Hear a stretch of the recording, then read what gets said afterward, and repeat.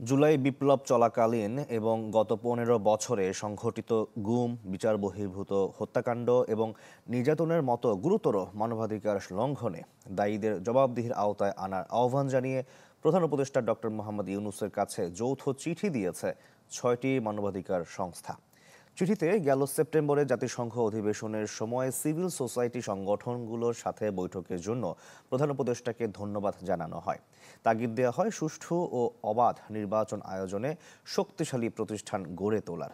একই সাথে নিরাপত্তা খাতে সংস্কার বাস্তবায়ন, আন্তর্জাতিক মান অনুযায়ী গুমকে অপরাধ হিসেবে স্বীকৃতি দেয়া, রাজনৈতিক উদ্দেশ্য প্রণোদিত মামলাগুলো বাতিল বা প্রত্যাহার করা ও গণমাধ্যমের স্বাধীনতা নিশ্চিত করা সহ বেশ কিছু বিষয় নিশ্চিত করতে প্রধান উপদেষ্টাকে তাগিদ দিয়েছে সিভিকাস committee to protect journalist, Fortify Rights, Human Rights Watch, Robert F Kennedy Human Rights ও টেক গ্লোবাল ইনস্টিটিউট।